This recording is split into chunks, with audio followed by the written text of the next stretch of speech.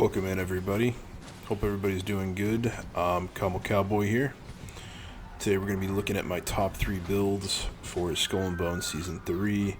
What you're seeing in front of you guys right now is just a little montage, I suppose, of the number 1 build on this list. Now this is nothing special. This is just the normal kind of damage we're doing. I just wanted to show you guys right off the rip what you're in for and the variety here. Like, this isn't isolated to one boss that we're exploiting to do some kind of weird numbers. Like, we're consistently hitting with our long gun 14 to 20k per shot. Our broadside actually hits even harder. It's just really hard for me to run the numbers on that because of the shotgun pellet effect, I suppose. But anyways, jumping right on into the video, guys. These are my top 3 picks right here in front of you.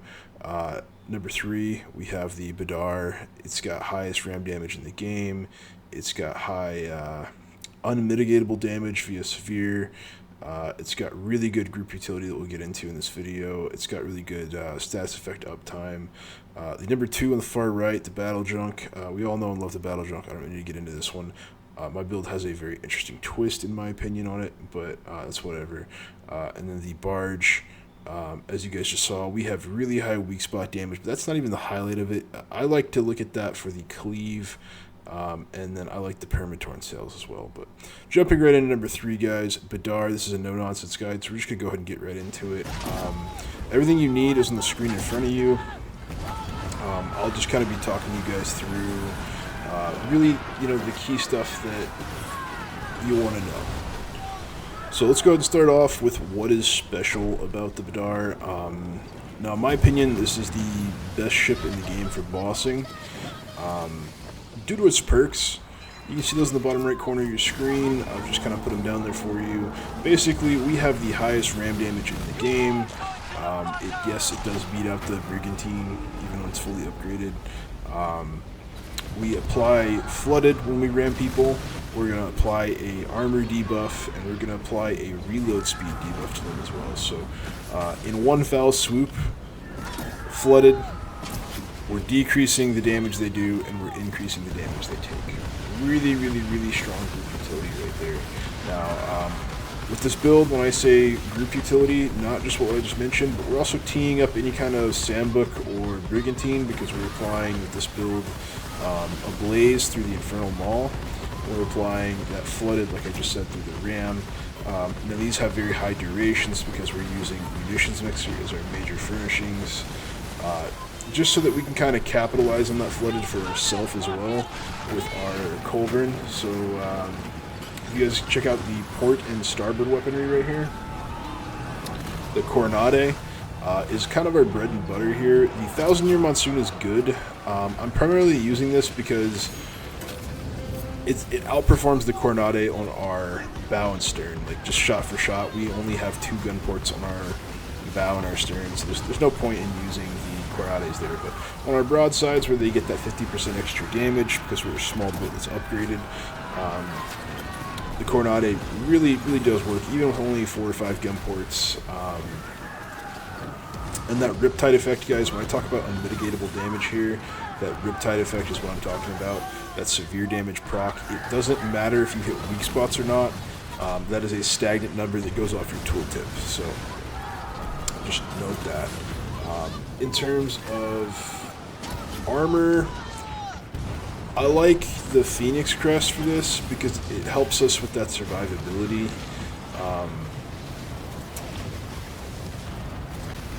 If you have the Symphony, that's a really good one as well, but that's whatever. You guys can kind of see the furniture. I think that's everything I really need to talk about there as far as the build goes. This clip that's rolling right now, I think, is a really good demonstration of the build itself and how useful it is in terms of group play. So just a little backstory here for you guys. I watched these guys do this event for about 5 minutes. They had 6 players for 5 minutes, and they got 33% of the boss health out of there. So when I jumped in, we ended up clearing this boss in about 4 minutes from about 66%. Now, I'm not going to run the exact numbers on that, and I'm not going to run the exact percentages. Those are just rough estimates. But from the point that we jumped in, we got our debuffs up, and everybody started rolling, damage basically doubled. You guys can see here in chat we have people complaining. That's just a little screenshot right there on the screen for you guys. But yeah, that's what it is. I'll go ahead and let this clip roll out. You guys are welcome to skip to the next chapter if you'd like, or if you kind of want to help me out. I need all the view time I can get right now. I'm trying to get monetized. So yeah. Next up though is going to be the battle junk.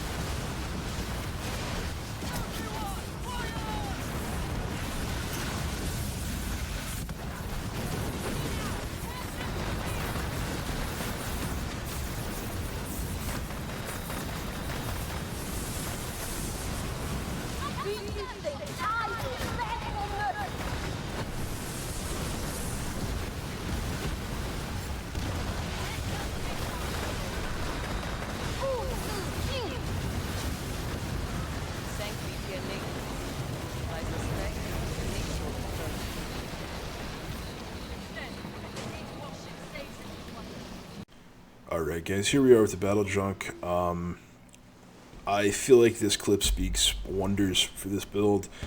My battle junk is 0 out of 6 on upgrades, so I don't even have the Endear perk going into this, and the amount of damage mitigation we just already have is absolutely insane. It lets me tank a Shadow Beast and a Hubert Twin at the same time, and I'm just sitting here damaging away like it's not even phasing me.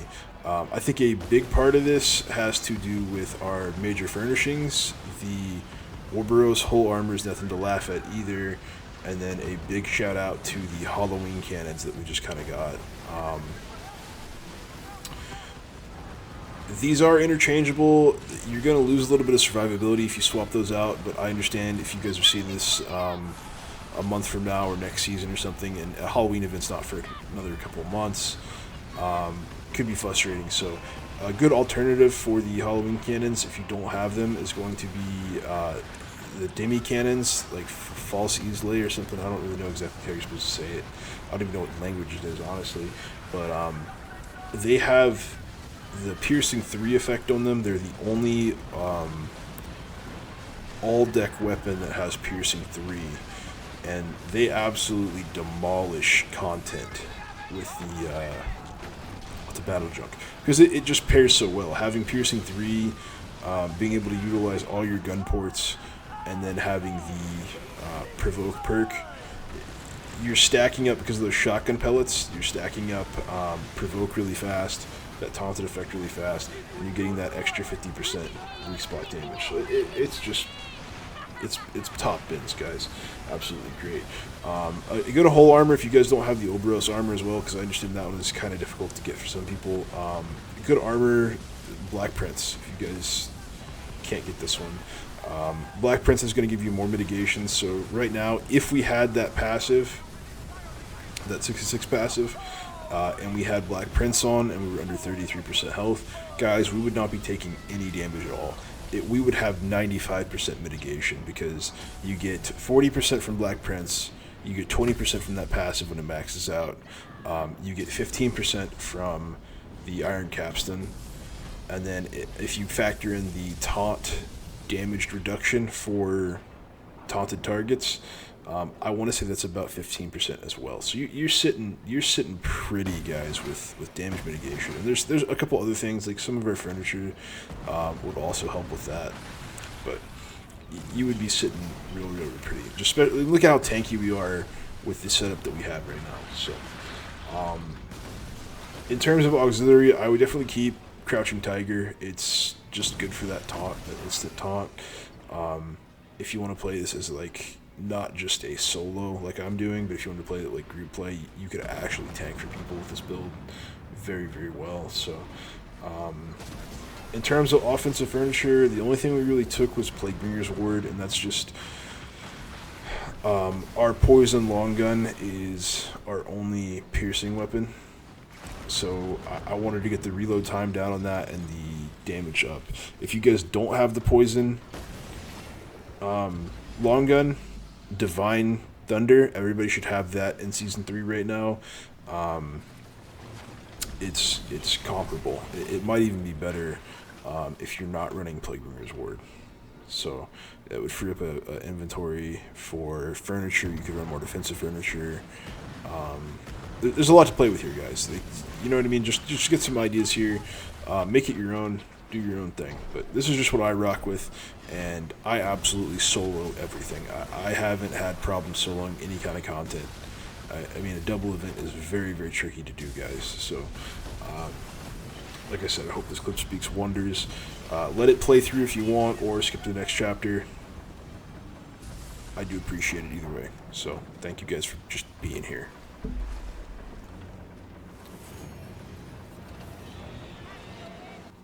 Alright, and here we have the barge. This is my go-to. This is my bread and butter right here, the salt of the earth for me. I hate the way this boat looks, but I love everything else about it. So much so that I will say this is the best, in my opinion, the best build in the game, for PvE at least.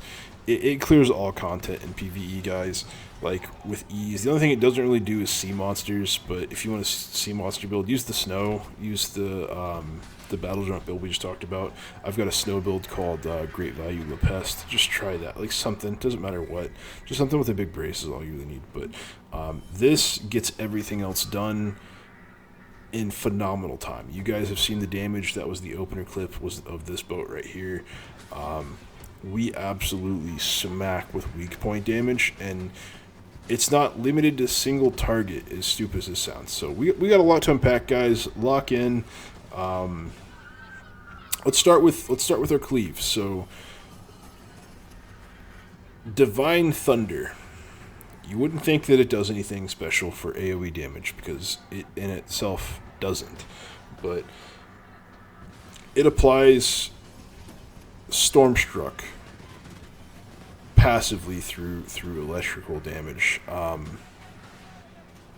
Stormstruck is a status effect, not unlike the Ablaze or Flooding, but Stormstruck is a damage over time that scales based off of how many people are around it. So it reaches out, it touches stuff, it interacts with enemies, and it does AoE damage over time, which is really cool because you can affect multiple enemies with it, and it's going to stack, maybe not exponentially, but you'll notice, guys, when you have like 3 or 4 people that are Stormstruck, you can just kind of watch all their health bars just kind of rot down. And we can add to that with our Ablaze. So Infernal Maw is our auxiliary weapon. It's a buoy launcher. When that buoy gets destroyed, when you can shoot it yourself to guarantee that to happen, it's going to set everybody in its AoE on fire. It's going to do a pretty good chunk of damage as well, but that's the big kicker here, is everybody in that AoE is going to be on fire. And then due to our perk, Wildfire, that is also going to splash damage everywhere else. Any nearby ships are also going to be on fire. So we now have 2 status effects that are rotting everybody in the nearby areas, just with damage over time. And then when we look at our broadside weapon, which is really the king of cleave, basically. It's got this mean ricochet perk, right? Like, check that out, guys. Most games, when they give you something like this, like some kind of cleave perk or cleave ability, it's not 75% of the damage you do. It's usually like 20% of the damage you do, because this gets out of hand really quick. Now, why is this broken? Why is this important? Because that Demi Cannon is a monster, guys. That Demi Cannon is one of the hardest hitting Demi Cannons in its class. It has the lowest or second lowest reload speed of any Demi Cannon in that class. And it's the only all-deck weapon. So what that means is it's going to use all of your gun ports. So you see right there, it says 5 gun ports. If I used a top deck weapon, I would only have 2 gun ports available. But since this is an all deck weapon, it's going to let me use the bottom deck cannons as well. So that's what that means. And it's the only all deck weapon that benefits from piercing 3. So if you actually look at the weak point damage on that Demi Cannon, it is 250% increased weak point damage. Now that can stack even further if you get a battle drunk in the mix, or several other multipliers like Lapotent schematics, etc., etc., etc. But you guys got everything in the screen in front of you that you need to really look at the build. But that's where all of our cleave comes from right there, guys. And if you 6-6 this boat, you're going to get the Devouring perk. So anytime you damage a boat that's on fire, that damage is going to go towards tearing their sails. Usually it only takes 1 or 2 shots from the broadside, or like maybe 2 shots from our Divine Thunder, but it can also happen just from the cleave. Like, you get into one of these convoy events, like when I'm farming for rubber or something, everything that is around me is going to have torn sails. It's going to be on fire. It's going to be stormstruck, and it's just going to be taking a lot of damage from, like, we'll crank a weak spot with that Demi Cannon for like 20k, right? That's going to ricochet 75% of that to a nearby target. That is absolutely insane. That's like a 15k just for free. Just for free. It's wild. It's nuts, guys. This build is so strong because of that. And then we look at the whole armor. In terms of survivability, Scrapper Station keeps us alive pretty well. We get enough crew attacks just from how much damage we do to kind of stay alive with that. So we don't need to run like Black Prince or anything defensive here. So I run Buccaneer's Oath just because when we kill something or destroy something, we're going to get increased damage, which is really, really nice considering how hard we're already hitting. In that opener, guys, when you saw me hitting 14, 15k, that was not with the Buccaneer's Oath proc. That was not with Blood and Gold. The 17 and 18k hits was with Blood and Gold. I couldn't even tell you how hard my broadsides hit. I know my broadsides do more damage because when I use them, the health bar moves more, but I don't know how much they actually do because it's not one clean number. It's got the pellet effect, and that really complicates everything. I also believe that there's a cap on how much weak spot damage you can do, because I've taken a couple screenshots, and like when I'm editing videos down, I'll see how hard I'm hitting, and it'll be like, okay, that pellet hit for 3k damage, that pellet hit for 3k damage, that pellet hit for 2.2k damage, and then there'll be like 4 or 5 pellets that hit red numbers, which is weak spot damage, but they won't be consistent with the rest of them, and it's really confusing. But I think that means there is there's a DR to it, is my understanding of that.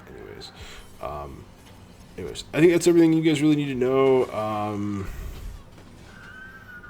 The furniture is pretty self-explanatory.